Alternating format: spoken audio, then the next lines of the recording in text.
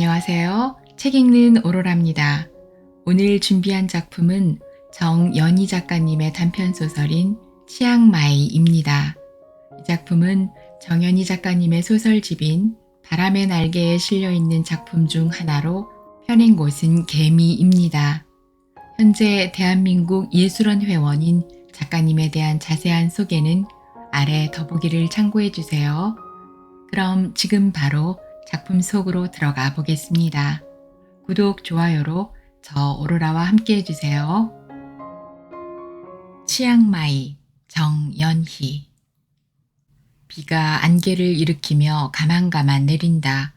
표고 2000m를 웃도는 높은 지대에 내리는 비여서 무겁지 않은 것일까.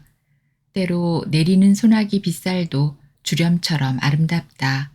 무언 수련하듯 그 나라 말 모르고 살던 그네의 가슴에도 안개비가 내린다.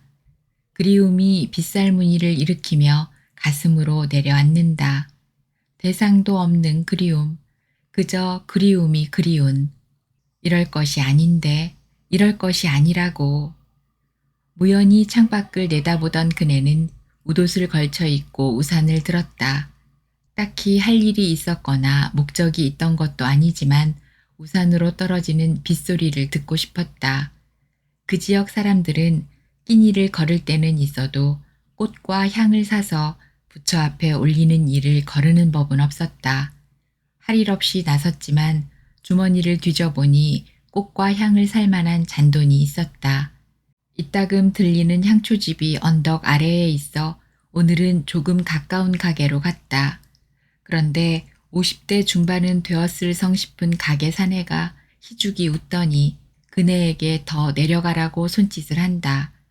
어차피 그 고작 말을 할 줄 모르는 그네가 왜냐는 얼굴로 물으니 가게 주인은 다시 희죽이 웃어가며 손짓으로 정성스레 설명한다.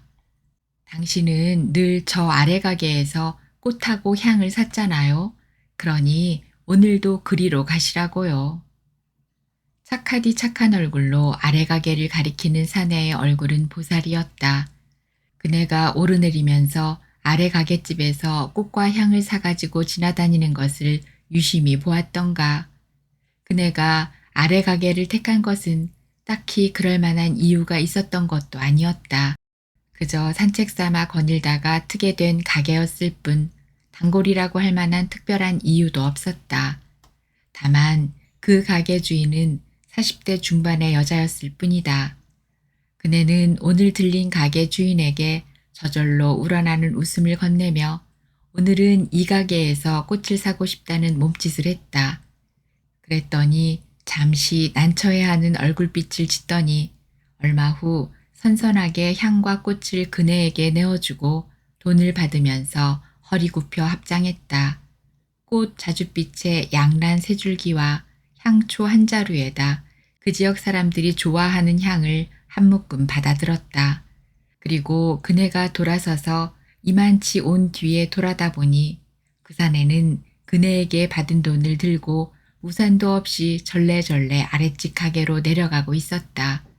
그네에게 받은 돈을 그네가 다니던 가게 주인에게 주고 그만큼 물건으로 가져올 양이었다. 그네는 걸음을 멈추고 가만히 서 있었다. 이런 세상도 있었네. 정말 이런 세상도 있었어. 그네는 천천히 아주 천천히 걸었다. 걷다 말고 한참씩 서 있다가 다시 걸었다. 문득 60여 년 한평생이 빗살처럼 가볍게 느껴졌다. 사람의 한평생, 어느 순간 손사처럼 한 줌에서 더할 것이 없는데 왜 그 한 줌이 덜어 한순간의 감미에 깜빡 속아 겹겹 지옥을 만들기도 하고 12곱행이 엎어지고 잦혀지는 고통에 휘말리는지. 그네는 근처 공원 젖은 벤치에 그대로 허리를 걸쳤다. 안개비가 우산 안으로 밀려들어 옷이 젖기 시작했다. 젖은 가슴으로 꽃을 안아 받쳐들었다. 결혼 초 퇴근하는 남편의 저녁 식탁을 위해 프리지아 한 묶음을 사서 유리병에 정성스레 꽂으며 행복해했던 잠깐이 지난 뒤 식탁에 앉은 남편은 밥 한 숟가락을 잔뜩 입에 물고 볼멘 소리를 했다. 이건 무슨 낭비야? 내일이면 시들고 말 것을. 결혼이라는 무시무시한 오해의 수렁에 빠져든 순간이었다. 결혼의 순을 질러버린 남편의 한마디는 아내를 천길 낭떠러지로 쳐박기에 충분했다. 그네 친정아버지의 삶은 사철이 꽃이었다. 정원은 봄부터 가을까지 목련을 비롯하여 왕벚꽃과 모란과 작약을 거쳐 글라디올러스와 해바라기와 가을 석류에다 겨울이면 방 안으로 들어오는 난이 그들의 한 세상이었다. 그런데 남편은 내일이면 시들고 말 꽃이라며 낭비라 했다. 꽃에 대한 남편의 오해는 부부에게 두꺼운 벽을 쳤다. 아내도 친정아버지로 인해 꽃에 대해 넘치는 오해를 쌓았던 것일까? 아니면 남편의 처절했거나 치밀한 현실이 꽃에 대한 오해의 벽이 되었을까? 이 마을 사람들은 끊임없이 부처님께 꽃을 드리고 오체투지 불법 귀의를 고백하고 한 생의 고단함을 발언과 소망에 의지하여 한없는 위로를 받는다. 공약물 중에 가장 정성을 들이는 공약물이 꽃이다. 내세 소망의 원형을 꽃에다 두었을까? 그네는 꽃에 대해 남편의 타박을 받은 뒤에 집에다 꽃을 둔 일이 없었다. 차오르 프라야 강 연안에 있는 도시 치앙마이는 고층 건물이 없었다. 하늘을 찌르는 예각의 높은 건물이 없어서였을까? 그 지역 어디에도 칼날 같은 서두름은 보이지 않았다. 그리고 밤이 되면 그것이 밤이었다. 그저 그곳의 밤은 순한 어둠이었다. 어둠의 품은 깊었지만 한없이 부드러웠다. 그곳 사람들은 어두워지면 잠을 잔다. 눈이 아프도록 불을 밝힌 야경이라는 것이 없었다. 찢어지도록 밝게 밝힌 불이 없었다. 달빛은 달빛이었고 별은 별빛으로 반짝였다. 한 뼘이라도 더 차지하겠다는, 그래서 하늘로 치솟은 건물이 없었다. 거리에 서두는 사람이 보이지 않았다. 휴대폰을 귀에 대고 걷는 사람도 없었다. 성형외과 광고판도 없었다. 서울 지하철 역마다 도배하듯 처덕처덕 붙여진 성형외과 광고는 보이지 않았다. 그네는 서울에서 그런 광고가 눈에 뜨일 때마다 궁금했다. 저렇게 딴판으로 얼굴을 뜯어고치면 나중에 저승에 가서, 더러는 천국이라고들 하지만 부모도 형제도 못 알아보면 어떻게 하나. 아니면 지옥으로 가도 좋으니까 현세에서 턱뼈 깎고 광대뼈 갈아내고 딴판이 되어 눈 동그랗게 뜨고 살고 싶은가. 치앙마이 거리에는 으리으리 느끼한 풍요도 보이지 않았다. 체제도 통제도 상관없어 보였다. 정체성? 그런 게 있어? 스타도 탤런트도 없는 거리. 그런 것에 관심조차 둘 일이 없는 거리. 국가의 통치 개념이 필요 없어 보이는 거리. 자유민주주의? 그런 것이 밀고 들어온 자유시장 경제 체제. 다스리는 사람이 따로 없이 그저 사람이고 그저 하루가 평화로운 거리였다. 그 지역에는 필사적으로 달리고 달리는 속도가 없었다. 초고속을 지나 광속이라는 개념을 꿈에서도 알아볼 수 없는 거리였다. 성공이 무엇인지 알려고 하는 사람도 없는 듯 했다. 그네는 그 지역에서 하루 종일 말을 섞을 일이 없었다. 더러 물건을 사러 거리로 나가면 몸매며 얼굴 색깔이 비슷하여 현지인들은 그네가 자기네 족속인 줄 알고 심상하게 말을 걸었지만 그곳에 안착한 지 두어 달이 지나도록 그 나라 그 지방 사람들의 말을 아예 익힐 생각을 하지 않았다. 엄마 품에서 젖떨어지면서 배우기 시작하여 잠꼬대까지 합쳐 60평생 쏟아놓은 말을 쌓아놓는다면 그야말로 수미산보다 더 했겠다는 생각에 남의 나라 말을 새로 배운다는 것에 넌더리가 쳐졌다. 인간은 얼굴을 마주치면 입을 열어 말을 하지만 그 말이 다 소통을 뜻하지는 않는다. 사랑한다면서 죽도록 사랑한다면서도 덜어는 상처가 되고 덜어는 화를 돋우고 증오에 불을 붙이게 되는 것이 말이다. 말을 섞는 일, 주고받는 말. 소통이며 공감이며 이해고 설득이며 협력을 시도하는 힘이라고도 하지만 언어가 독을 품는 날이면 저주에서 살인에까지 이른다. 오해와 반목, 증오와 질투, 인간관계를 지옥으로 몰고 가는 채찍이 되기도 하는 것이 말이다. 오해가 억울해서 이해를 시키겠다며 핏대를 올리다가 더 큰 싸움이 되고 설명을 하겠다고 덤벼들다가 멱살 잡히는 일이 모두 말에서 비롯되었다.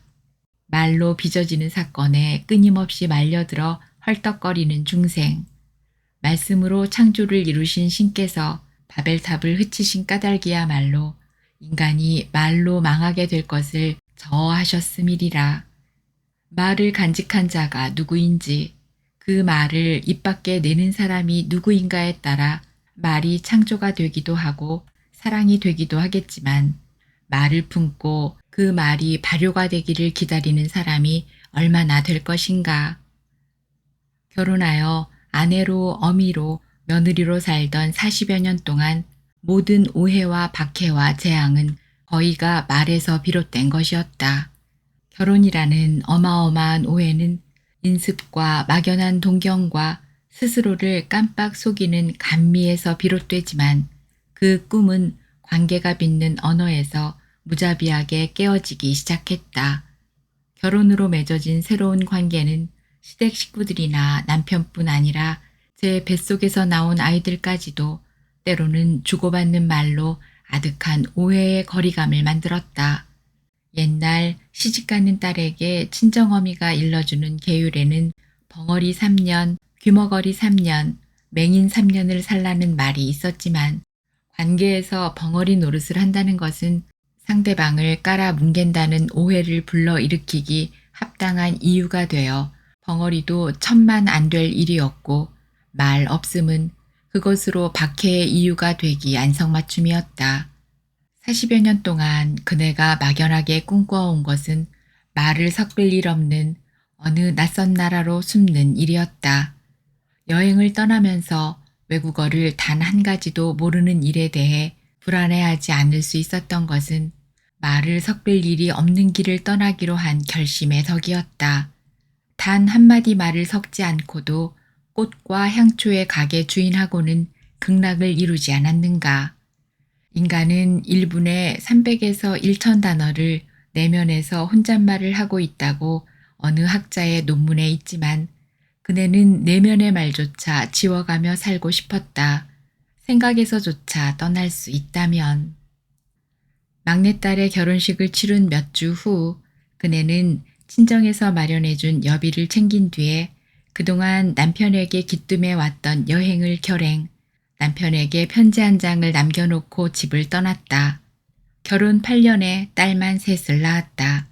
외아들 하나 얻고 청상이 된 시어머니는 며느리가 아들을 낳지 못한다고 간단없이 쥐어짜는 바람에 혹시 하며 낳고 낳다 보니 딸만 셋, 막내로 다시 딸을 낳던 해에 시아버지의 기제사 준비를 하는데 시어머님이 제사상을 사납게 밀어붙이고 서슬이 시퍼렇게 아들 내외를 불러 앉혔다. 너 이러다가 남의 집 대 끊을 일 있더냐? 손녀딸만으로 무슨 제사야? 내가 씨바지를 마련했다. 500만 원에 아이를 낳아주기로 했으니 그리 알아라. 선언이었다. 씨바지를 마련했다. 제주도인가 어디서 이미 데려다 놓았다는 것이다. 남편이 펄쩍 뛰었지만 시어머니의 서슬을 못 이기는 척 다음에는 말이 없었다. 그럴 수도 있겠다. 하지만 며느리는 다음날 차분하게 시어머니 앞에 앉았다. 씨바지를 얻는 것이 소원이시면 얻으셔야지요. 그렇게 하세요. 하지만 그 씨바지가 꼭 아들을 낳는다는 보장은 없지 않겠어요? 만일 그 여자도 딸을 낳으면 그때는 이 집안에 아범 외에 여자만 6이 됩니다. 그렇게 되면 제가 딸 셋 데리고 나가겠습니다. 어머니께서 씨바지 여자도 거느리시고 새로 태어난 손녀를 키우셔야지요. 그렇게 돼도 괜찮으시다면 씨바지를 얻으세요. 저는 상관 않겠습니다. 그때부터 며느리에 대한 시어머니의 박해는 더 심해졌다. 돌아가시는 그날까지 며느리에 대한 원한을 풀지 못하고 돌아갔다. 동남아 몇 곳을 거쳐 타일랜드에 기착. 이튿날 그네는 강물 위로 떠다니는 플로팅 마켓 시장 구경을 나섰다. 강한 강물 위에 배처럼 떠있는 쇠쇠 연연 강물에 푹 부른 누더기 같은 촘촘한 수상 가옥들, 나무 판자들로 칸막이를 이룬 컴컴한 가옥 뒤편으로는 금장색의 왕궁과 사원이 눈부셨다. 물에 퉁퉁 부른 집에서 아침을 짓는지 그 강물에 야채를 씻기도 하고 숫째 물에 몸을 담그고 세수도 하고 덜어는 훤하게 보이는 궁둥이를 까고 무심하게 볼일을 보고 있는 광경도 예사로웠다. 그저 그 강물이 생명수였다. 흐르는 흙탕 강물을 떠서 먹고 씻고 싸고 할 짓 다 하는 인생의 온갖 것을 흘려보내는 강물이 생명을 하나로 모아들이고 있었다. 강물에 떠있는 가게는 작은 쪽배들이었다. 바나나, 망고, 오렌지, 리치 등 색색의 과일과 야채를 실은 배들이 올망졸망 관광객을 잔뜩 실은 관광선 사이를 떠다녔다. 한 번도 맑은 강으로 흘러본 일이 없는 흙탕물의 강과 강물에 떠있는 촘촘한 집들과 그 너머에서 번쩍이는 왕궁과 사원들의 대조가 섬뜩한데 한순간 강안을 바라보고 있던 그네의 가슴이 철렁 내려앉았다. 아니 숨이 막혔다. 물에 잠겨 퉁퉁 부른 말뚝 위 좁은 갑판 위에 아이를 안고 서 있는 여인 하나. 강상으로 흘러가는 온갖 소란을 향해 무심한 얼굴로 서 있는 여인. 보이지도 들리지도 않는 무심한 얼굴. 무연한 하늘과 땅 사이, 강물과 살아있는 사람들의 소란 사이를 호련히 벗어난 얼굴. 아이를 안고 있는 가슴에 동계도 없는 듯 했다. 슬퍼해 본 일도 기뻐해 본 일도 무엇을 두려워해 본 일도 소망이라는 것을 가져본 일도 없는 무심한 얼굴. 받아들일 것도 내칠 것도 없이 그저 그렇게 거기 있는 얼굴. 살아있으나 살아있는 것 같지 않은, 살아있는 것 같지 않으나 영원한 얼굴. 세상에서 가장 가난한, 그러나 세상에 둘도 없는 평화의 부처였다. 그네는 그날 오후 인도로 떠날 예정으로 공항으로 갔다가 가장 가까운 시간에 떠나는 타일랜드 국내 항공편에 치앙마이가 있는 것을 보고 항공권을 바꿔 타일랜드 국내선에 올랐다. 여행 관련 책에서만 스쳐갔던 지역, 무엇에 이끌렸는지 알 수 없었다. 다만 오전 중에 수상가옥 갑판 위에 아이를 안고 서 있던 부처와 같던 여인의 얼굴을 가슴에 품고 그는 어슬녘에 치앙마이에 도착했다. 타일랜드 북부 치앙마이 현의 주도. 방콕에서 국내선 항공기로 1시간 남짓. 그 공항은 한국의 어느 지방도시 시외버스 대합실 같았다. 택시로 중심가에 내리니 그대로가 시장판. 우리나라 옛날 시골 장터였지만 어쩐지 낯설지가 않았다. 야시가 서는지 알전구로 밝힌 불만은 휘황했다. 여기저기서 음식 만드는 특유의 향료며 짭짤한 국물향이 진동을 하는데 갑자기 출출해져 천막천을 내달아 엉덩이만 붙이고 앉을 의자를 놓은 곳, 찌그러져 보이는 탁자에 앉으니 30대의 주부가 희벌쭉 웃으며 다가왔다. 그네가 외국인이라고 호들갑을 떨지도 않았고 그네가 태국 돈을 펼쳐 보이자 20바트로는 국수가 한 그릇이라고 손짓 설명을 하면서 생선튀김이나 고기튀김은 50바트라고 돈을 갈라주며 골라서 들라는 신용을 했다. 20바트라면 우리나라 돈 500원, 요리를 곁들이면 우리 돈으로 1250원. 단 한마디 말을 빌리지 않고 그네는 국수에다 고기튀김 요리를 맛있게 먹었다. 국수는 동남아 어느 지역의 어느 곳도 흉내내지 못할 맛깔이었다. 2,000원도 안 되는 돈으로 집을 떠난 지 3주 만에 잔치 음식을 대접받듯 맛있는 저녁을 들었다. 국수 맛이 이런 것이었던가 신기할 만큼 맛이 있었다. 음식이 입에 붙는 것을 보니 비관은 무엇이며 정막은 무엇이든가 다 쓸데없는 호사였지 싶었다. 알전구를 달아맨 불이 찢어지도록 밝혀진 야시였으나 누구도 흥분하는 사람이 없었고 가게마다 그저 팔리던 팔리지 않던 태평 무심이었다. 저렇게 많은 음식을 준비했다가 팔리지 않으면 어쩌나 걱정이 되는 것은 객이었고 시장판 사람들은 그저 그러려니 근심하는 사람이 없었다. 공산품이라는 것도 조악해 보였고 대개는 값싼 물건을 외지에서 들여다 좌판에 늘어놓은 것 같았지만 조악한 촌스러움이 차라리 다정해 보였다. 급할 것도 없었고 조바심칠 일도 없는 장터였다. 무한 경쟁이 없는, 자본주의가 쳐 안겨주는 편리도 없는, 가난하지만 불편 없는, 그지없이 평화로운 세상이었다. 노천에는 수십 개의 안마의자가 줄을 이어 늘어서 있었고 발 마사지 의자가 여럿 줄을 대고 있었지만 손님은 하나 둘 정도였다. 비가 올 때는 어떻게 하려는지 나그네의 걱정이 있을 뿐 당사자들은 태평이었다. 그렇게 중국 속담에 배부르니 고향 생각나지 않는다는 속담이 있다더니 그야말로 저녁을 맛있게 먹고 나니 근심도 불안도 없었다.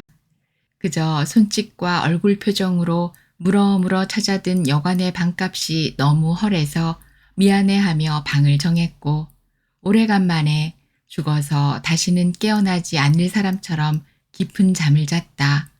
아침에 눈을 뜨는 순간 자신의 전생 고향이 그곳이었다는 생각이 들었다. 돌아가지 않으리라. 그네의 주위에는 그가 돌아가지 않아도 달려와서 잡아갈 만큼 성이 있는 사람도 없었다. 성이 없어서가 아니라 남편이나 결혼한 딸들의 현실이 그러했다. 호텔도 아니고 여관도 아닌 무슨 간이 학교처럼 방을 주르르 만들어 새를 돋는 건물이 있어 그네는 그중 방 하나를 장기 계약했다. 도피행각도 아니고 굳이 있는 곳을 숨길 일도 아니어서 그네는 남편에게 자신의 거처를 전화로 알려주었다. 그리고 매일 자고 싶을 때 자고 눈 뜨고 싶을 때 뜨고 거리로 나가고 싶으면 어슬렁 거리로 나가서 할 일 없이 거닐었다. 차오프라야 강의 제일 큰 지류인 핑강 연안이면서 표고 2,000이 넘는 산으로 둘러싸여 있는 분지는 옛날 라오족 번왕국 수도였다가 타일랜드 중앙정부의 관할 아래로 들어간 것은 19세기부터였다는 정도만 알 수 있었다. 그 지역에서는 이모작의 과수재배 등 타일랜드 어느 지역보다 농산물이 풍부했고 산지에서 거두는 목재가 유명했다. 사철 높낮이 심하지 않는 기온으로 겨울이 없어 갈아입을 옷을 챙기지 않아도 얼마든지 견딜만 했다. 고층 건물 없는 그곳의 하늘은 늘 열려 있었고 사람들은 태평. 그 거리에서 그 누구도 서두는 사람이 없었다.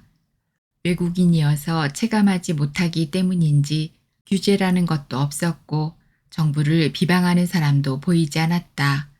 패권주의 비슷한 것도 보이지 않았고 역사의식이라든가 이념, 종교 분쟁 같은 것도 그들의 관심 밖이었다. 지배가 무엇인지 세력이 무엇인지 상관없는 사람들의 세계였다. 몇 권 챙겨가지고 간 책을 다 읽은 뒤에 책을 읽을 일도 없어졌지만 조금도 지루하지 않았다. 2달 만에 남편과 딸들의 편지를 받았다. 그곳에서 아주 살 생각이냐? 아주 가족을 떠나 살 생각이냐? 그렇다 하더라도 일단 귀국해서 가족끼리라도 매듭을 지어야 할 것 아니냐. 말리지 않을 테니 일단 귀국하기 바란다. 그리고 임 교수님이 몇 번 당신 찾는 전화하셨다는 내용이었다. 하기는 그저 여행을 다녀오마 하고 떠난 길이었으니 어찌되었건 집에서 궁금해할 만도 했겠다는 생각이 들었다. 그도 그럴 일이라는 생각에 그네는 아무 일도 없었던 사람처럼 짐을 꾸렸다. 엊그제 잠깐 떠났던 사람처럼 귀국길 비행기에 좌석을 잡고 벨트를 매던 길로 그네는 잠에 빠졌다. 팔순을 넘긴 임 교수가 꿈에 오셨다. 아, 왜 그동안 그분을 잊고 있었을까? 6.25 직전 중학교 2학년에 공민과 수학을 담당하셨던 선생님, 그리고 담임이셨다.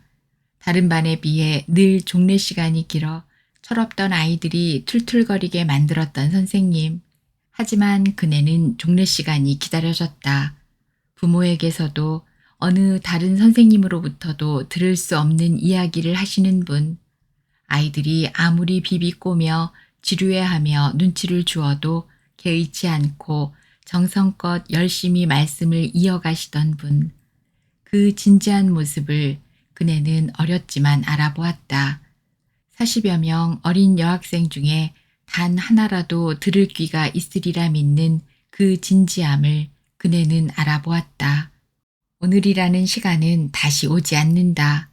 너희들 또래에게는 하루가 지루하고 공부가 지겹고 부모님의 말씀이 거슬려 짜증이 나고 더러는 학과 선생님이 마음에 들지 않는 그런 순간순간이 이어지고 있겠지만 자신의 삶을 엉성하게 보내는 사람은 심은 대로 엉성한 젊음을 만들게 될 것이고 다시 지지부진한 어른으로 지루한 생을 살게 될 것이다.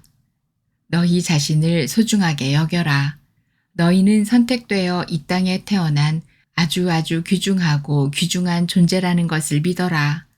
더러 자기 자신이 마땅치 않고 더러는 열등감에 묶여 자신을 학대하는 사람도 있겠지만 너희 하나하나는 특별한 배역을 맡아가지고 태어난 위대한 인생 배우라는 것을 깨닫기 바란다. 지금은 내 말을 귓등으로 흘려보내는 사람도 있겠지만 그리고 자신이 태어난 환경을 확 바꾸어보고 싶은 사람도 있을 것이다. 왜 나는 이런 부모, 이런 형제들 사이에 태어났을까? 왜 나는 부잣집 딸로 태어나지 않았을까? 왜 좀 더 예쁘게 태어나지 못했을까? 불만으로 가득 차 있는 사람도 있겠지만 현재의 배역에 대해 불평하지 말라. 부여받은 배역을 바꿀 생각을 말고 그 배역을 어떻게 잘 감당할까를 생각하라. 그러면 인생의 판도가 바뀔 수도 있다. 겉옷도 깨끗해야 하지만 늘 속옷을 깨끗하게 챙겨라. 더구나 여성은 매일 자신을 속부터 가꾸어라. 혹시 길에서 사고를 당하는 경우라도 생기면 그때 속옷부터 보게 되지 않겠는가. 청결하라. 여성의 덕목 첫째는 청결이다. 선생님의 종례 시간은 그분이 학생들을 섬기는 예배였다. 더러 선생님의 말씀을 알아듣던 학생 중에 숙성한 아이가 갓 신혼의 선생님께 분홍빛 편지를 띄우거나 자작시를 보내는 경우를 눈치로 알면서도 그네는 늘 선생님 눈에 띄지 않는 구석에 숨듯이 있었다. 수줍기도 했지만 언감생심 선생님의 그 깊은 진심 안으로 들어갈 자신이 없어서였다. 그리고 전쟁 후 선생님이 대학으로 가신 뒤에 선생님을 바라보며 그 대학으로 진학을 했으면서도 졸업 때까지 선생님 근처에 얼씬거린 일이 없었다. 선생님을 다시 만난 것은 7년 전. 선생님의 회고록을 읽고 편지를 띄운 것이 계기였다. 여학교 교사에서 대학 교수로 다시 정계로 마지못해 끌려갔던 선생님이 정당 대표의 브레인이 되어 활약하다가 그 대표가 세상을 떠나자 자유를 얻었고 그렇게 홀가분해지자 강화도 바닷가로 떠났다. 그리고 가난한 마을 사람들에게 어업이며 농사법을 새롭게 일깨워 배고픔을 면하게 해주기도 하고 바닷가 땅을 수만 평 개간하여 마을 사람들이 허리를 펴고 살도록 도왔다. 국회의원 선거 때마다 각 정당에서 후보로 끌어내려 했지만 끝내 고사하고 70이 넘어 회고록을 썼고 제자였던 그네가 책을 사서 읽은 뒤에 편지를 보내드렸더니 당신이 자리 잡은 강화 바닷가로 한번 다녀가라는 정성스러운 답장을 보내셨다. 한여름이 기웃할 무렵인 점심께 강화에 도착하니 선생님은 바닷가 논에서 피사리를 하다가 활짝 웃으며 옛날 제자를 맞이했다.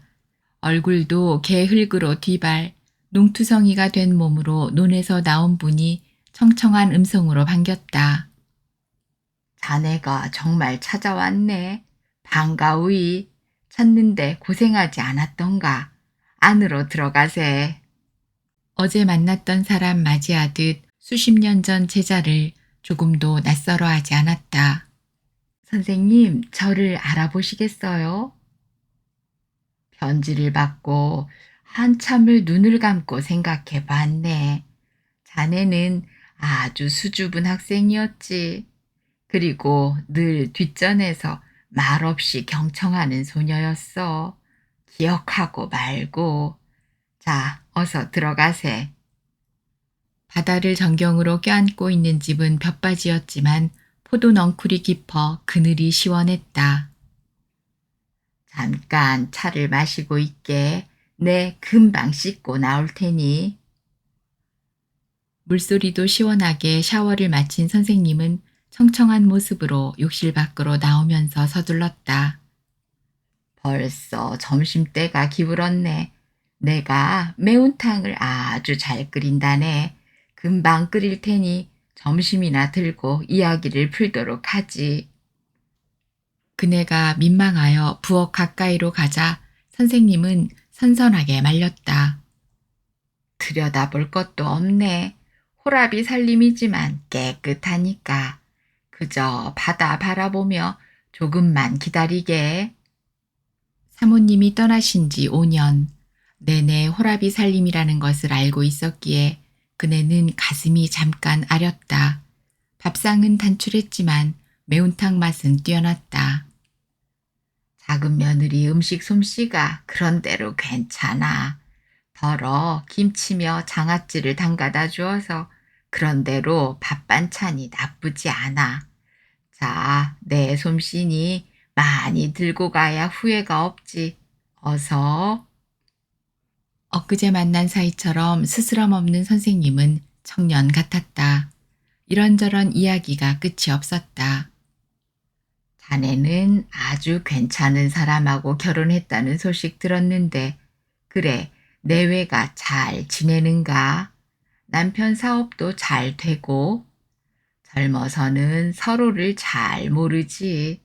또 알아낼 여유도 없는 것이 젊음의 성정인가 싶네. 나 또한 아내에게 많은 잘못을 저질렀어. 떠나고 나니 매 순간 새록새록 떠오르는 것은 잘못했던 쓰린 기억과 회한 뿐이야. 남아있는 사람이 나쁜 사람인가 보이. 혼자 남겨져 그런 쓰라림을 안고 살다가 떠나야 하니 말이야. 가슴이 뭉클했지만 얼른 대답을 할 수가 없었다. 선생님은 어디서 그런 소문을 들으셨을까? 신랑감을 몇 번 만난 그네의 친정아버지는 신랑 후보를 두고 요즘 보기 드물게 다이아몬드 원석 같은 사람이다. 네가 아내가 되어 보필을 잘하면 이 시대에 귀하게 쓰일 제목이요 남편이요 애비가 되겠더구나. 결심을 하거라. 남편이 일군 을지로의 조명기기 회사의 직원들, 친구들, 그리고 성당 교우들이 입을 모아 칭찬하는 그런 사내의 아내가 되는 배역은 그렇게 시작되었다. 다이아몬드 원석 같은 사람, 원석 같은 사람이 틀림없었다. 운전도 할 생각이 없고 컴퓨터도 배울 생각이 없는 남편은 모든 것을 직원에게 맡기고도 태평이었고 주일에 성당에 못 가면 큰일 나는 줄 아는 숫된 사람이었다. 그런 남편과 남편보다 더 오래전 아득한 옛날 홀로 가슴에 품었던 선생님. 전혀 다르면서 무엇인지 어떤 보이지 않는 끈으로 이어진 것 같은 두 사람. 그네는 항공기 좌석에 틀어박혀 갑갑한 줄도 모르고 쿡쿡 터지는 웃음을 가까스로 삼켰다. 강화로 선생님을 방문한 이래 선생님은 간간 전화를 하셨고 그네는 그때마다 얼마 전 세상을 떠나신 친정아버지를 대하듯 선생님을 모셨다. 강화 만남 이래 서너 해째 되던 해 선생님은 심근경색 수술을 받고 급격하게 노쇠해 갔다. 더러 새로 들어온 영화를 선생님 모시고 함께 보았고 꽃이 난만한 봄에는 그네가 운전하여 여의도 왕벚꽃 워커힐 꽃그늘 아래서 집에서 장만해 간 점심을 함께 들기도 했다. 15살에 몰래 품었던 분홍빛 그리움이 그대로 남아있는 그네에게 선생님은 어느 때 예고 없이 쓰러질지도 모를 15살의 우상이었다. 지난해 늦가을 문득 선생님은 찜질방 같은 곳을 구경하신 일이 있을까? 그네는 다이아몬드 원석 같은 남편에게 부탁했다. 선생님을 찜질방으로 모시고 가서 등도 밀어드리고 그랬으면 아마 지금껏 찜질방 구경을 하신 일이 없으셨을 거야. 남편은 그런 일에는 토를 다는 일이 없는 사람. 그러마하여 그네는 선생님과 남편을 승용차로 모시고 찜질방 앞에 내려드렸다. 집에 돌아와 다시 모시러 오라는 전화를 기다리고 있는데 얼마 만에 남편에게서 화급한 전화가 걸려왔다. 여보, 큰일 났어. 이분이 그 선생님이 아니더라고. 글쎄, 내가 엉뚱한 분을 여태 모시고 등 밀어드리고 그랬어. 아니라니? 무슨 소리? 아니, 왜요? 큰일이라니. 왜? 선생님이 어떻게? 왜? 선생님이 어떻게? 아니, 선생님이 잘못된 게 아니고 지금까지 모시고 등 밀어드리고 했던 분이 글쎄 선생님이 아니야. 임 선생님이 아니라고. 아니, 그게 무슨 소리예요. 찜질방 앞에 내려드렸을 때 당신이 모시고 들어갔잖아요.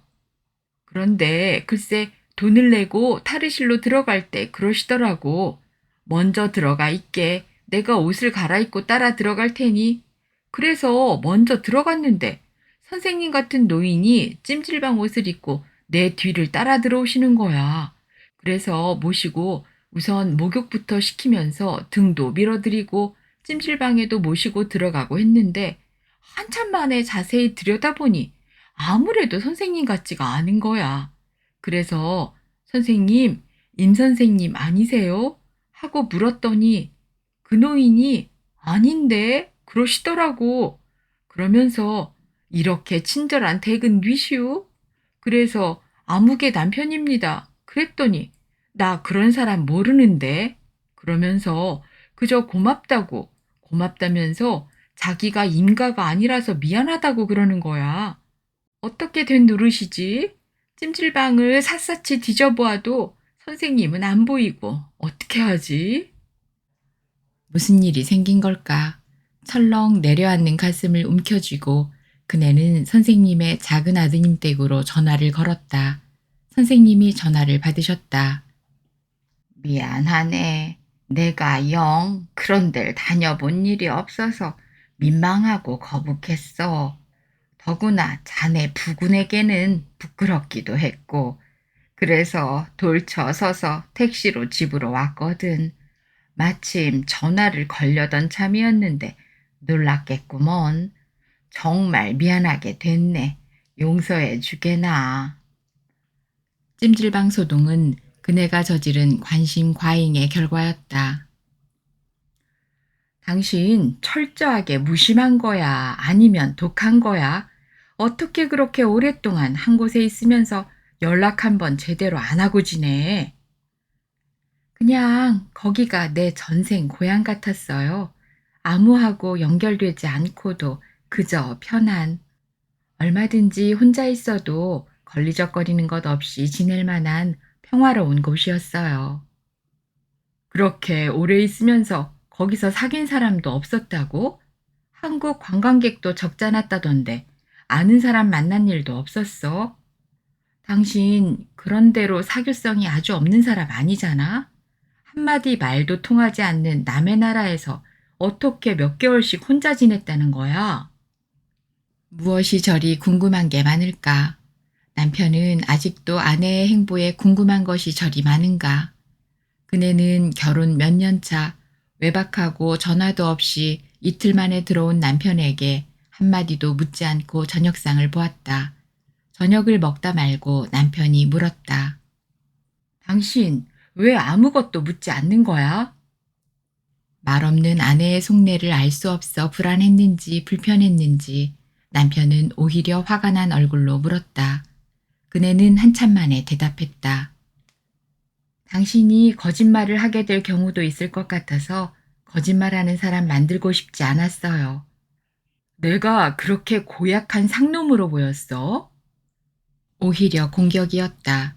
전화 한 통 없던 외박이라면 꼬치꼬치 묻는 아내에게 미상불 어떤 거짓말이든 꾸며대는 말이든 바른대로 말하기 거북한 일이 있을 법했다. 그네는 더 이상 말을 섞지 않았다. 남편의 외박이든 만취의 밤늦은 귀가든 한 10분 기분이 언짢거나 하면 끝날 것을 캐고 물어보아 거짓말하게 만들고 시비 걸고 할 일이 무엇이겠나. 따지고 다그쳐 남편을 거짓말하는 남자로 만들어 놓고 계속 의심할 생각이 없었다. 그래, 그래. 당신은 성인군자 못지않은 여자 도사야. 도사고 말고. 내가 도사를 모시고 살고 있는 세상에서 그중 난 놈이네. 남편은 아내의 불문이 불편했다. 아내는 남편이 불편하거나 말거나 꼬치꼬치 물어서 트집 만들고 스스로를 불편 골짜기로 몰고 갈 일이 없었다. 그네는 여행에서 돌아온 사람 같지 않게 일상으로 돌아갔다.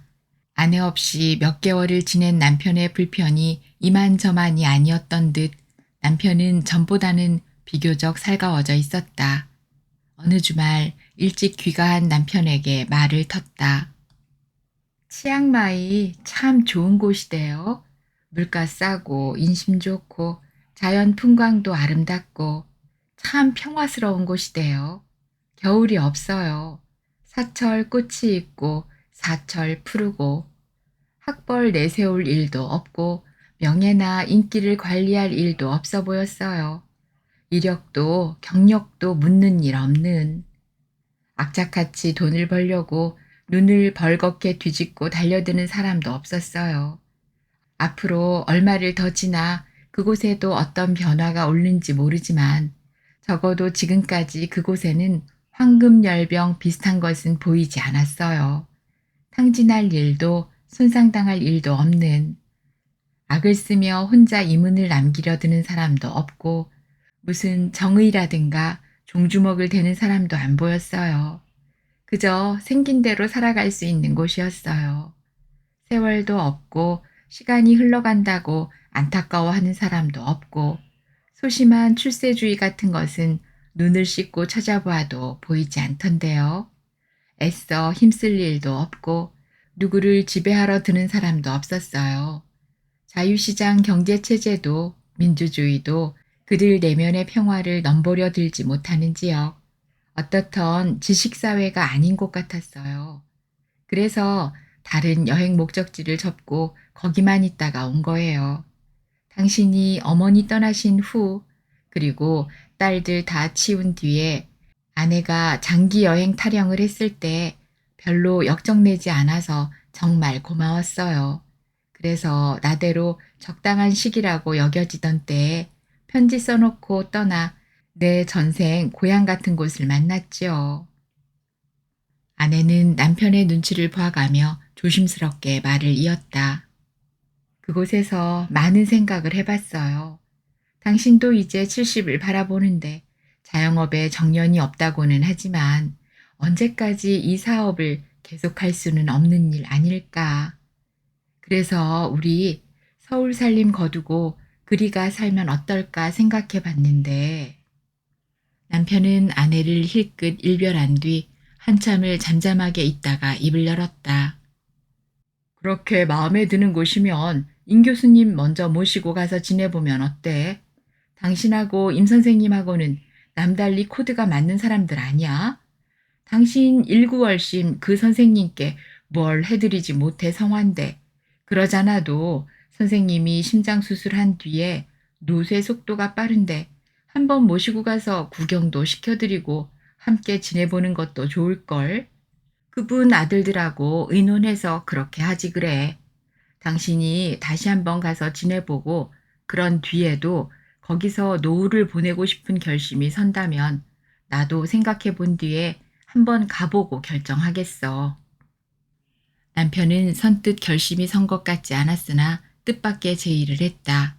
임 선생님과의 찜질방 사건도 있었고 그 후에도 더러 아내와 함께 임 선생님과 점심자리를 함께 하면서 퍽 유연하게 굴기는 했지만 어딘지 무슨 가시가 박혔다고 느껴지는 제의를 했다. 다이아몬드 원석 같은 남편에게 어딘지 모를 구석에 가시가 박혀 있었던가? 아니면 당장 아내가 의도한 속도를 따라가기가 벅차서 간격을 얻고 싶었던 것일까? 어떻던 남편의 느닷없는 제의는 그네의 내면에서 반짝 불빛이 터지게 만들었다. 치앙마이로 다시 가서 장기 체류를 위한 집을 결정한 얼마 후 선생님의 아들 내외가 관광도 겸해서 선생님을 모시고 도착했다. 며느리는 우선 병든 시아버님을 한두어 달 모시지 않아도 된다는 안도감으로 얼굴이 반짝반짝 빛났다. 아, 늙어서 자식과 함께 지낸다는 것은 그 부모가 어떤 재력을 가졌건 얹혀 사는 것이로구나. 푼돈만 내 돈이고 목돈은 내 돈이 아니다. 돈 안 주면 맞아 죽고 밥만 주면 졸려 죽고 남김없이 다 주고 나면 굶어 죽는다는 현세의 아비들. 무슨 세상이 이런 지경에 이르렀는지, 선생님도 이런 눈치 속에 사시는 것은 아닌지.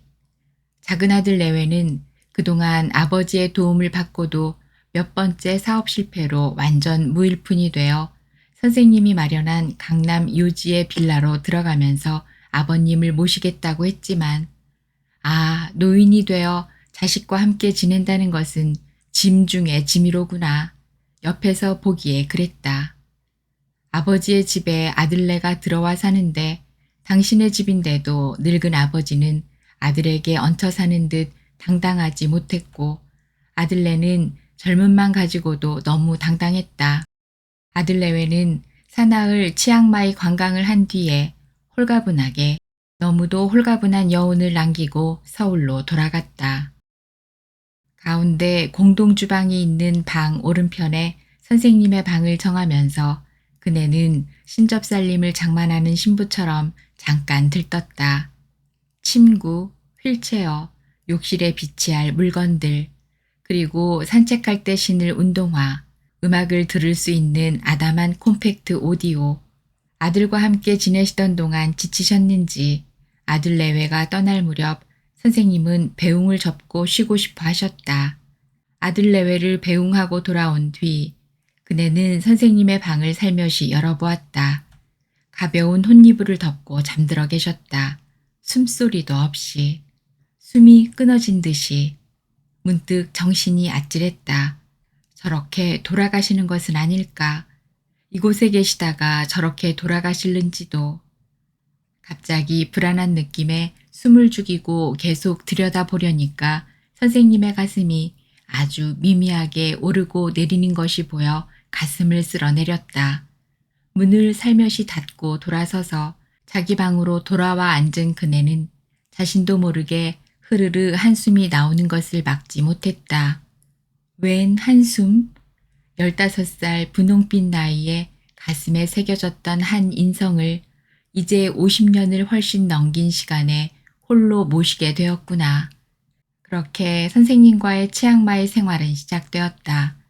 그네는 약 드실 시간표, 산책 시간, 목욕 시간, 안마 도우미 출근 요일, 취침 시간 등 시간표를 자신의 머리맡에 걸어 놓았다. 아침이면 선생님 일어나실 시간에 빵 굽고 커피 끓이고 과일과 우유를 준비했다. 15 연분홍빛으로 간직했던 분을 모시는 일은 그렇게 시작되었다. 선생님은 아침이 차려진 식탁 앞에 앉아 감탄하신다. 우리가 전생에 무슨 인연이었을까? 참, 자네는 하늘이 나에게 준 영원한 친구일세. 말끔하게 면도한 선생님이 활짝 웃으며 그런 말을 시작하면 두 사람의 일상이 시작되었다. 그곳이 낙원임을 마음껏 즐기시기를. 점심 후에는 마실 물병, 물티슈, 얇은 모포를 준비하고 걷기 힘들어 하시는 분을 휠체어에 모시고 나와 거리며 시장 구경을 시켜드린다. 그저 발길 닿는 대로 걸으면서 옛날 학교 이야기도 하고 선생님 젊은 시절 이야기를 하지만 하는 쪽이나 듣는 쪽이나 하는지 듣는지 확인할 일도 없이 그저 이야기를 하는 사람은 자기 이야기를 하고 듣는 사람은 들어도 그만 듣지 않아도 그만인 그런 산책이었다. 얼마쯤 다니다 힘들어 하시면 눈치껏 시장 한 곳 차를 파는 노점상 앞에서 멈춘다. 선생님의 휠체어가 멈추면 근처 가게 주인이 아무 말 없이 자신들이 쏘이던 선풍기를 선생님 앞으로 슬며시 돌려놓는다. 물건을 사거나 하지 않아도 근처에 누가 머물렀는지를 알고 사람의 도리를 말없이 하는 사람들의 거리. 몇 번 그렇게 하는 가게 주인들을 보시던 선생님이 감탄하셨다. 아하, 자네가 왜 이곳에서 살고 싶어 하는지, 왜 나를 데려다가 이런 대접을 해주는지 알겠네. 참 태평한 사람들의 태평한 곳이로구먼. 서두를 일도 챙길 일도 없이 그저 그날 그날 살아가는 사람들의 평화가 영혼의 길잡이가 되어주는 곳일세. 안달하며 사는 사람이 없는 곳이로구먼.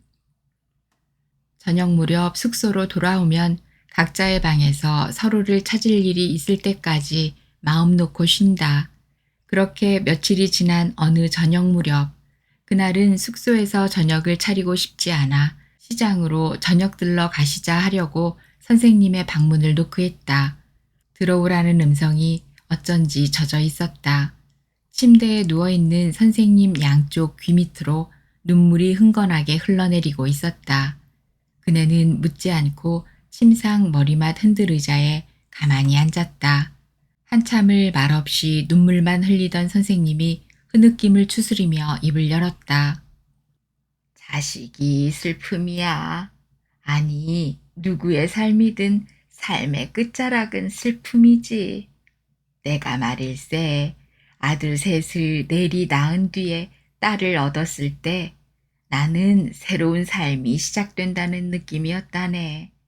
딸이 아장아장 걷기 시작했을 때 첫사랑을 만난 느낌이었다면 자네가 웃을라는가. 나에게 딸은 새로운 삶이었네. 내 딸 채윤이 말이야. 6살 때 피아노를 시작했지.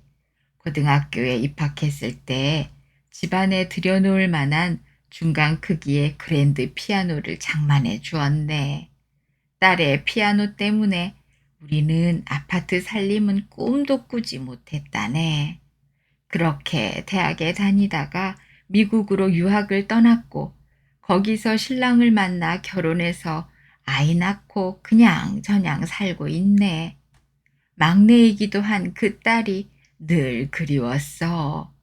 편지에 전화에 늘 애비가 먼저 했고 나는 그 피아노를 딸처럼 바라보고 쓰다듬어가며 그리움을 달랬네. 그 피아노를 얼마 전까지 이사할 때마다 끌고 다녔어. 외출할 때 딸의 손이 닿았던 피아노를 한번 팅 튕겨보고 외출해서 들어올 때 다시 딸에게 인사하듯 팅 튕기고 그렇게 수십 년 딸과 함께 지내듯이 피아노를 끌고 다녔다네. 그런데 작년에 채윤이 아들이 고등학교에 입학했다며 애비한테 다니러 왔어. 그리고 며칠 묵던 동안 어느 날 외출해서 들어오다 보니까 피아노가 가무도 없이 사라졌네. 깜짝 놀라서 물었더니 채윤이 하는 말. 아빠, 그거 아빠가 저 사주신 것 아니에요? 제 것 아니에요? 이제 더 묵힐 필요 없어서 처분했어요. 돈도 좀 더 필요했고요. 좁은 집에 자리만 차지하는 물건이 뭐. 아무렇지도 않게 아주 심상하게 당연하다는 듯 그렇게 말하고는 그만일세. 이것이 자식이야. 선생님의 눈물은 다시 이어졌다. 회한이, 아픔이, 지나간 날의 그리움이 눈물로 녹아 흐르고 있었다. 선생님은 그 일로 오늘 처음 우시는 걸까? 선생님의 아픔이 그네의 가슴으로 흘러들었다. 하루 만에 시들고 말 꽃을 낭비라고 하던 남편은 사사건건 아내를 면박했다. 아침에 아내보다 늦게 일어나는 남편을 기다리며 아침상을 차린 뒤에 다시 기다리던 동안 조간신문을 펼쳐 읽었더니 다음 날부터 남편은 아내가 먼저 본 흔적이 있는 신문을 들춰보지 않고 그냥 나갔다. 휴일에 커피를 내려 커피 향을 즐기다가 남편에게 커피잔을 들고 다가가면 먹기 싫어, 놔둬. 돌아다 보는 일도 없었다. 커피 향을 즐기는 아내의 모습을 안 이꼬워하는 눈치였다. 어쩌다가 오디오에 클래식을 걸어놓으면 여자가. 도대체 남편의 비위는 어디에 붙어 있는 걸까? 다이아몬드 원석 같은 남편의 언어에는 대개 주어가 빠지거나 서술어가 생략되기 예사였다. 태초에 말씀이 계시니라. 이 말씀이 하나님과 함께 계셨으니 이 말씀은 곧 하나님이시라. 말씀이 창조의 근거였다. 말씀이 곧 신 그분이셨다. 하이데거도 그랬던가. 언어는 존재의 집이라고. 말이 영혼에다 뿌리를 내리는 것이라면 말에는 거울처럼 인간 자신이 잘 비춰진다. 던 훔볼트 자신은 평소에 어떤 말을 썼을까? 태초에 아무것도 없는 어두컴컴한 세상에 처음으로 말이 생겨났다. 이전에는 없던 말이었으므로 그 힘은 아주 커서 말하면 그대로 되었다. 말의 신능을 믿는 에스키모의 신화는 말이 영혼으로 이어진다는 믿음에서 비롯된 신앙이었다. 결혼 전 친정아버지는 과묵한 신랑감을 든든해 하셨다. 하지만 그네는 결혼하면서 말이 줄었다. 시간을 내어 책방에 들러 신간 몇 권을 샀던 첫날, 거실 한 옆 탁자에 얹혀있던 책을 보자 신랑은 낯을 붉혔다. 책 읽을 시간이 어딨어?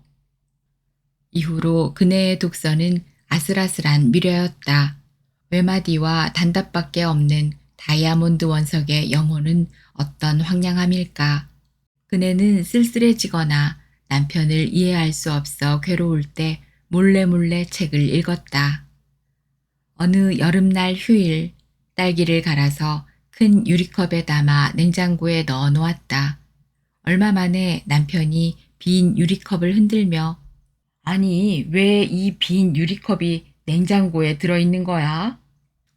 눈을 부라리던 남편은 벌겋게 달아오른 얼굴로 말을 이었다. 뭐야, 살림이 이래도 되는 거야? 버럭 화를 냈다. 그네는 아연한 표정으로 대답했다. 거기 딸기 갈아서 당신 드리려고 넣어두었는데 누가 먹었을까? 그러자 남편은 너무도 아무렇지 않게 말했다. 그건 내가 마셨어. 아무렇지도 않게, 조금도 아무렇지 않게. 시어머님은 아범이 세수 끝날 때까지 수건 들고 대기해라. 그래야 남자가 밖에 나가 대접받는다. 남편은 어머니를 본떠 덜어 자신의 머리를 빗기라고도 하고 양말을 신기라고도 했다. 노인은 먹물든 며느리를 싫어했고 남편은 아내의 취향을 고급이라 여기고 사사건건 엇나갔다. 선생님의 생각이 어느 고루로 깊이 빠져드는지 눈, 귀로 눈물만 흐를 뿐 아무 말씀이 없었다. 그네가 앉아있는 흔들의자는 선생님과 그네의 사이를 조금씩 떼어놓듯 간간히 흔들렸다. 선생님은 당신의 지나간 날에 빠져 있었고 그네는 그네대로 지나간 날의 절절한 아픔을 떠올리고 있었다. 자네도 겪었겠지만 첫 아이가 태어났을 때 얼마나 황홀한 경이었나. 세상을 혼자 몽땅 얻은 듯 부풀 대로 부풀었었지. 그리고 아이가 엄마라고 아빠라고 말하기 시작했을 때 그 신비를 무엇에다 비했겠나. 그렇게 자라면서 부모하고 생각이 달라지고 말 안 듣고 멋대로 엇나가고 그러다가 결혼해서 한 살림 나면 그때부터 애비는 숫째 경쟁자요 약탈자 취급이지. 알다시피 내 장남은 한다 하는 집안의 딸하고 열렬한 연애 끝에 결혼하더니 이제 60줄에 들어서 이혼. 둘째는 하는 일마다 들어먹고 끊임없이 손을 내밀고 모두들 애비가 언제 없어지려나 하는 눈치야. 인생이 연애로 몸닳고 들떠서 결혼하고 자식 낳아 세상 혼자 얻은 듯 뿌듯해 하고 부양가족 챙기려고 허둥지둥 몸이 부서져라 뛰어다니던 그때는 보이지 않던 것들이 늙어 병들고 힘없어 저승문만 바라보게 되는 즈음에 이르러 인생이 슬픔이라는 걸 알게 되니 구도자들이 궁극에 무엇을 만나려 했는지 어렴풋하네. 나직나직 누구 들으라고 하는 소리가 아니었다. 그저 당신이 당신에게 하는 소리였다. 듣는지 마는지 흔들의자가 잠깐씩 흔들렸다. 잠깐 한숨 끝에 선생님은 다시 조용조용 이야기를 이어가셨다. 짐승들 중에는 죽는 꼴 보이지 않기 위해 죽을 자리를 몰래 찾아가는 것들이 있다지. 왜 사람만 그게 안 되는 것인지. 인간에게는 짐승에게 없는 도리라는 것이 있다는 뜻인가? 도리라, 도리. 짝짓고 새끼나 키우고 그렇게 끝냈으면 툭툭 털고 보이지 않는 곳으로 가서 눈에 띄지 않게 쓰러지는 것이 옳을 것 같기도 하구먼. 그네 맏딸 7살, 둘째 5살, 막내가 3살이 되었을 무렵 틈틈이 남편은 한 달 생활비를 많이 쓴다고 시비를 걸었고 시어머니는 살림 제대로 못한다고 나날이 들볶아쳤다. 그네는 남편에게 손을 벌리지 않았다. 시장에 갈 일을 줄였다. 식탁이 가난해서 욕을 먹어도 대거리하지 않았다. 삶이라는 것이 점점 시들해지기 시작했다. 아까워할 일이 없어졌다. 두려운 것도 없어졌다. 모든 것이 심드렁했다. 밤이면 옆에서 잠드는 남편의 코 고는 소리, 쩝쩝쩝 입맛 따시는 소리, 허벅지 북북 긁는 소리, 아무렇지도 않게 방구 뀌는 소리, 그리고 이를 가는 소리에 머리가 쭈뼛거렸다. 누가 그랬다던가. 그래, 이를 북북 갈면서 다 잡아먹어라. 다 잡아먹고 혼자 살아라. 그랬다던가. 어느 날 남편이 출근한 뒤 아침상도 치우지 않고 거실 한 옆 의자에 쭈그리고 앉은 그대로 저녁이 되었다. 점심도 저녁도 못 먹은 아이들은 울고 울고 울다가 온통 걸레가 다 된 옷에다 앙괭이를 그리고 집안은 난장판이었다. 퇴근한 남편은 드디어 아내의 머리채를 휘어잡았다. 미쳤니? 너 미쳤어? 그리고 당장 달려가 장인을 끌어왔다. 난장판이 된 집안을 둘러보다가 친정아버지는 아무 말 없이 딸 앞에 주저앉았다. 멍청하게 앉아있는 딸을 일으켜 세우고 여행 가방을 찾아 딸이며 외손녀들의 옷을 챙겼다. 그리고 눈물을 머금고 사위를 향해 입을 열었다. 여보게 자네 내 딸이 얼마나 참을성이 많은 아이인지 모르겠나. 나는 내 딸을 꽃병으로 가꾸고 키웠는데 그렇게 애지중지 키워 자네에게 줬는데 자네는 내 딸을 재떨이로 삼아 새 떨고 가래뱉었는가? 그래도 사위는 그 말을 알아듣지 못했다. 남편이 얼마 만에 친정으로 그네를 데리러 온 것은 이혼이고 뭐고 당장 불편해서였다. 말없이 눈을 감은 선생님의 귓가로 계속 눈물이 흘러내렸다. 선생님, 선생님께서 저희 반 종례 때 해주신 말씀이 제 삶을 오직 한 길로만 이끌고 왔다면 어떤 이야기를 아직도 간직하고 있는가? 너희 자신을 소중하게 여겨라. 너희는 선택되어 이 땅에 태어난 아주 귀중하고 귀중한 존재라는 것을 잊지 말기 바란다. 너희 하나하나는 특별한 배역을 맡아가지고 태어난 위대한 인생 배우란 것을 깨닫기 바란다. 현재의 배역에 대해 불평하지 말라. 부여받은 배역을 바꿀 생각 말고 그 배역을 어떻게 잘 감당할까를 생각하라. 그러면 인생의 판도가 바뀔 수도 있다. 선생님, 배당받은 배역을 잘 감당했어도 인생 판도는 바뀌는 것이 아니던데요. 인생 판도가 바뀌지 않는 것을 깨달을 때까지 견딘 것이 저의 배역 감당이었습니다. 나머지 시간에 무엇을 어떻게 해야 할까 생각 중입니다. 글쎄, 그때 내가 뭘 알고 짓거렸을까? 나도 나를 다 살아내지 못했으면서 미안하이. 나 젊어 싱싱했을 때 유혹을 이기지 못해 저지른 일도 있었네. 젊음에는 유혹자를 이길 힘이 없어. 피가 뜨거워서 내뻗는 힘뿐. 그렇게 내뻗어 즐기고 싶은 욕망뿐. 아내에게 분노와 슬픔을 많이 안겨줬어.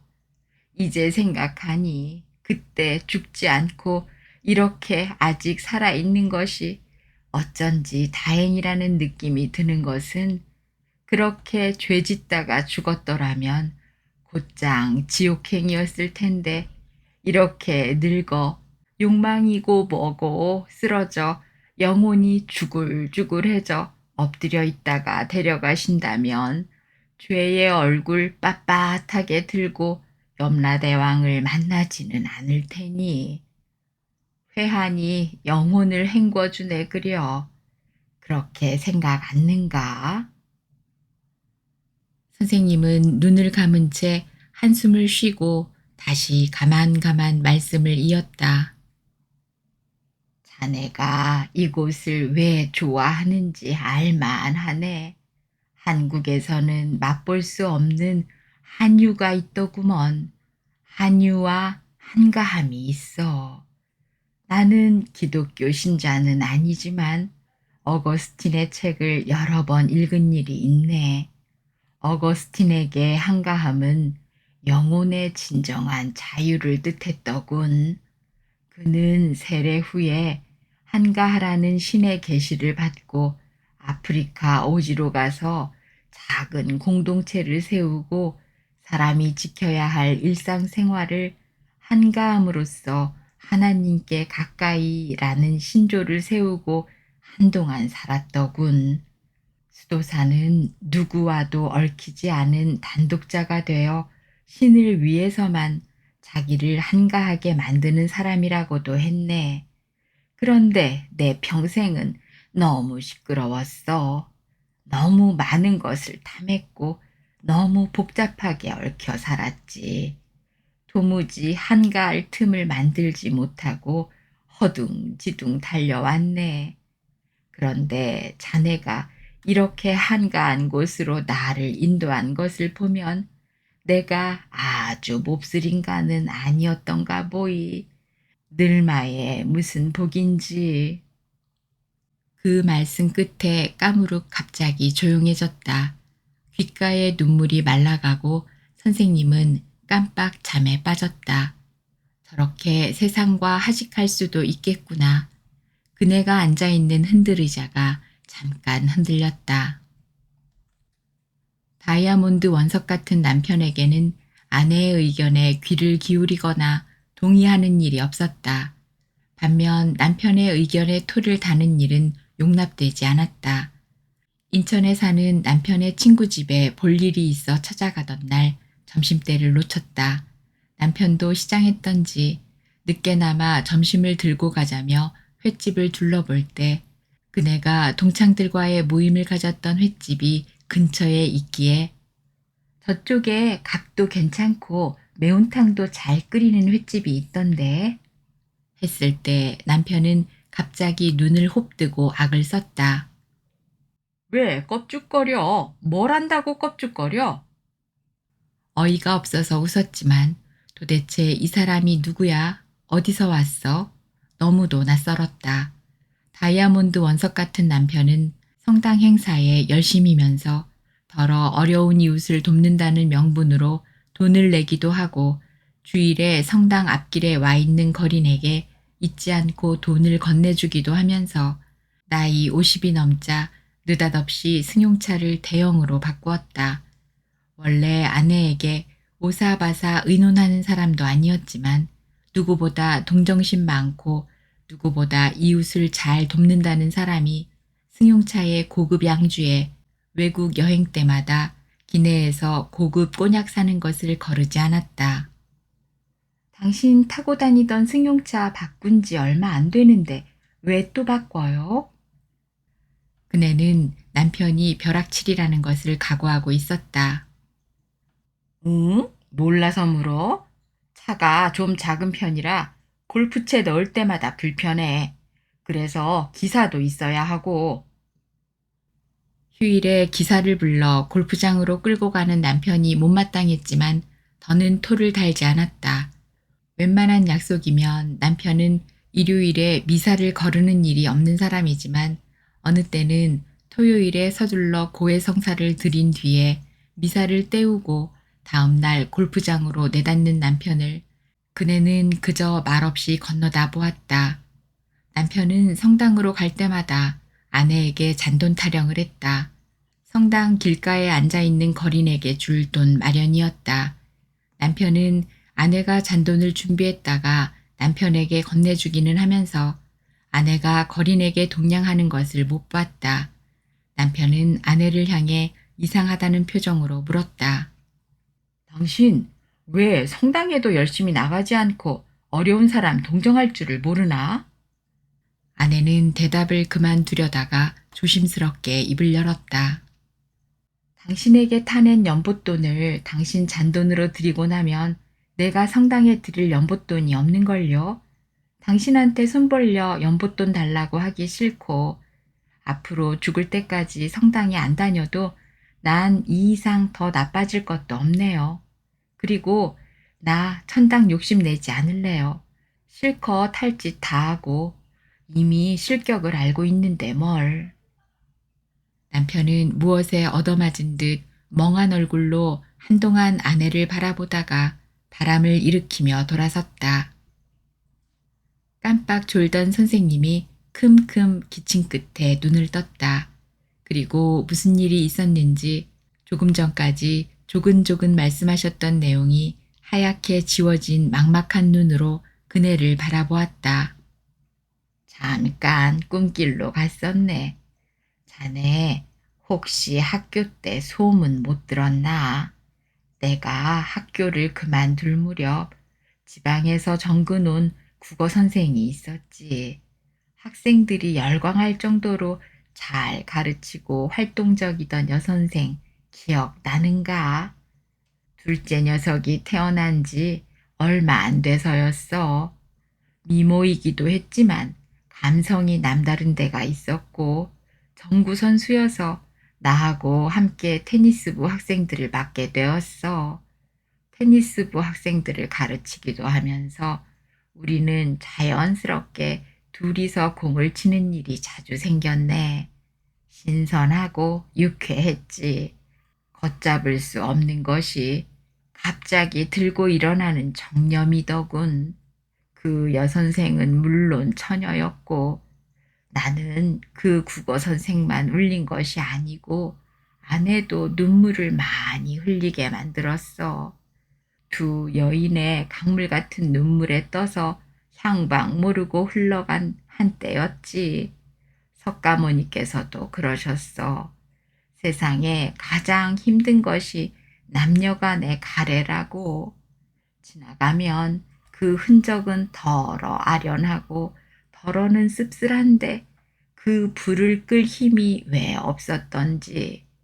자신과의 싸움에서 이긴 사람은 부처와 예수뿐이었어. 그러니 그분들은 우리하고는 다른, 그래, 사람이 아니었으리라는 생각이 드네. 얼마 안 있어 나도 떠나게 되겠지. 떠나고 나면 무엇이 남겨질까? 그네는 흔들의자에서 일어났다. 그리고 침상에서 다시 눈물 흘리는 선생님을 내려다보았다. 15 분홍빛 그리움의 만남은 각자의 쓰라림을 반추하는 자리였던가. 각자의 삶, 회한, 회오, 아련함, 안타까움, 닿을 길 없는 각자의 삶. 떠나가는 길이라면 어디에 위로가 있겠는가. 그래, 어차피 각자가 안고 가는 삶은 누구에게도 손을 내밀 수 없다. 떠날 때의 배역은 모노드라마, 독백을 스스로에게 들려주는 모노드라마의 배우. 치앙마이의 쓸쓸한 방은 관객 없는 무대, 그리고 우리 각자는 모노드라마의 배우였다. 선생님, 저녁은 식당에서 드시지요? 맛있는 집을 알아두었거든요. 이제 일어나세요. 일어나 앉는 노인이 갑자기 낯설었다. 이분의 가슴에 담긴 한 세월의 빛깔은 어떤 색깔일까? 지금까지 선생님을 바라본 것은 그분의 외양뿐, 그분의 내면을 상상해 본 일이 없었다는 것이 갑자기 이상했다. 그리고 40년 넘게 함께 살면서 딸 셋을 낳아 시집 보낸 뒤에 마주보게 된 다이아몬드 원석 같은 남편의 가슴에 담겨있는 세월의 빛깔은 어떤 것일까? 잠깐 어지러웠다. 치앙마이에서 선생님과 함께 지내기로 한 결정에 미묘한 무거움이 가슴에 얹혔다. 휠체어가 갑자기 무거웠다. 스승도 제자도 피차 늙어 만난 자리에서 기억의 정점을 찾는다는 것이 모두 아픔뿐이라니. 15살의 분홍빛 그리움이 꽃으로 남겨지게 둘 것을. 그네는 선생님의 외출을 도우면서 스스로를 달랬다. 그래도 선생님은 기억의 골짜기 골짜기를 아직 생생하게 찾아다니신다. 모노드라마 배우의 기억력에 그네는 잠깐 안도했다. 전 세계 치매 환자 추산 4,500만 명이라는데 한국의 치매 환자는 현재 150만이 넘는단다. 그 많은 사람들의 삶의 흔적은 주인을 잃고 어디서 어떻게 떠돌고 있을까? 4,500만 명이 살았던 삶의 기억이 지구 위 이곳저곳을 중음신이 되어 서럽고 서럽게 헤매고 있겠지. 장소와 시간 개념 없이 현재, 과거, 미래가 뒤죽박죽이 된 서러운 방황이. 과거의 어느 지점에서 삶이 정지되어 대사가 뒤죽박죽이 된 치매 환자들의 서러운 망령이 중음신이 되어 떠돌고 있겠지. 옛날 망령든 노인은 그렇게 흔치 않았다. 이렇게 편리하고 이렇게 부유하고 이렇게 마음대로 살아가는 현대인들이 왜 무엇이 모자라서 치매에 걸리는지. 아, 선생님이 과거와 현재를 가름하실 수 있는 동안 치앙마이를 선물로 드리자. 아낌없이 드리자. 허름한 집, 무슨 요리가 제대로 나올 것 같지도 않은 처마가 얕은 집인데 얼마 만에 식탁에 진설한 요리는 먹음직스러웠고 실제로 놀라울 만큼 맛있었다. 자네는 이렇게 낯선 곳에서 이런 집을 잘도 찾아내는구먼. 정말 이렇게 맛있는 요리를 먹어보는 게 처음 같아. 아직 입맛이 살아있는 걸 보니 떠날 때는 아닌가 보이. 그네는 선생님 식사 시중을 들면서 내일은 매일 출근할 붙박이 도우미를 찾아야겠다고 생각했다. 선생님 목욕시켜드리고 산책하고 점심도 안내해드리고 저녁도 챙겨드린 뒤에 안마까지 마치고 돌아가는 도우미를 생각했다. 현지 도우미들은 빨래를 한 뒤 세탁소 달인질처럼 다려 개켜 넣어 꺼내 입기 아깝게 느껴질 만큼 정성을 들인다. 그렇게 한 달 현지인 150불, 미얀마 등지에서 떠돌이로 들어온 여성은 그나마 100불이면 감지덕지다. 2주일도 채 안 되어 선생님을 남에게 떠맡기는 이런 변덕이 왜 생겼을까? 이게 무슨 변덕일까? 그네 자신도 알 수 없었다. 같은 공간에 선생님과 마주 앉아 각자 지나간 날의 회오에 빠지는 그렇게 함께 늙어가는 두 사람의 현장. 그것이 싫었을까? 일체를 현지 도우미에게 맡기는 것을 아시게 될 선생님이 물으시면 무어라 대답해야 할까? 그것도 내일 일이다. 식당에서 나와 선생님을 발 마사지 의자에 앉혀놓고 그네는 책을 펼쳤다. 발 마사지 주인 청년은 열심히 노인의 발을 만진다. 선생님은 식곤증까지 겹쳤는지 잠이 드셨다. 책을 펼쳤지만 글을 읽지 않았다. 문득 전생 어디쯤에 머문 듯 모든 것이 아득해졌다. 적, 멸. 오직 그 정멸을 향해 한 생이 그렇도록 단내나도록 고달파야 했던가. 어슬녘에 강가로 갔다. 택시를 탈 때 휠체어를 접어넣는 번거로움이 있었지만 선생님은 어디로 가느냐고 묻지 않았다. 강가에 내릴 때도 여기가 어디냐고 묻지 않았다. 고려장이 이런 것일 수도 있었겠다. 너울너울 흘러가는 강물 위로 노을이 물들었다. 물너울을 꿈꾸며 가만가만 흘러가는 강물은 누군가의 눈물 같았다. 기슭의 나무들이 흔들리며 강물 위로 그림자를 내렸다.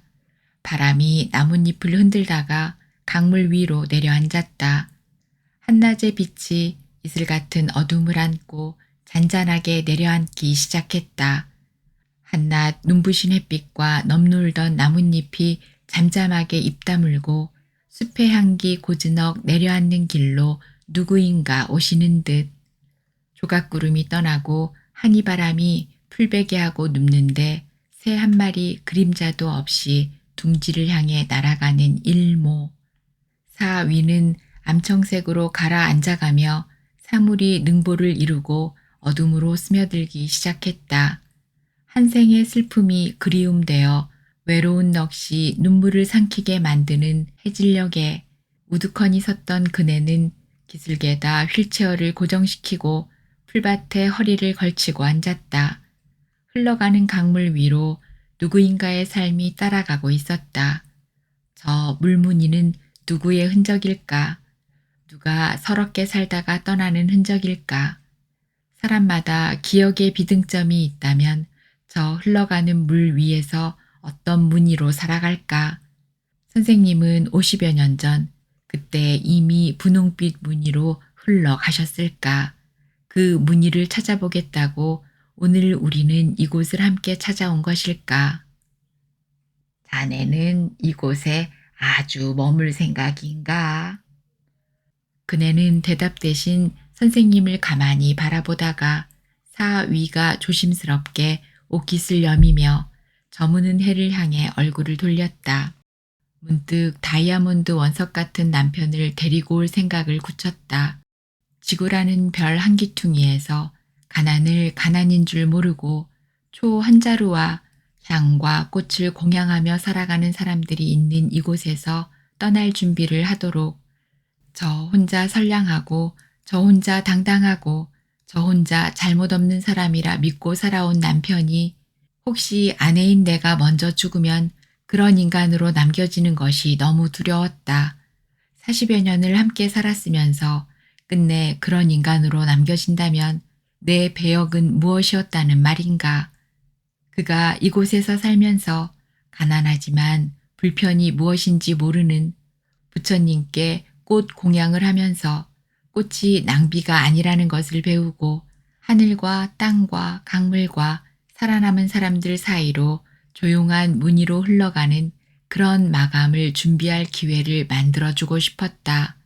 그리고 떠날 때 스스로에게 들려줄 독백을 준비할 수 있도록 돕고 싶었다. 이제는 자식들 눈앞에 얼쩡거리지 말고 훌쩍 떠나 그가 떠나갈 때 내가 아무개를 아내로 만나 다행이었다는 말을 스스로에게 들려줄 수 있도록 만들어주고 싶었다. 이제부터 다이아몬드 원석을 다듬어 주어와 서술어를 제대로 쓸 수 있는 사람이 되게 만들고 싶었다. 그렇게 변화된 남편이 세상을 떠나면서 노을 위로 흘러가는 강물에 독백의 무늬를 흘려보낼 수 있는 사람이 되기를 바랐다. 아니, 그것조차도 욕심이라면 지금 흘러가는 저 강물 위로 모두의 삶이 너울너울 소리 없이 흘러가도록 버려두고 싶었다. 오늘 들으신 작품은 정연희 작가님의 단편소설 치앙마이였습니다. 함께 해주셔서 고맙습니다.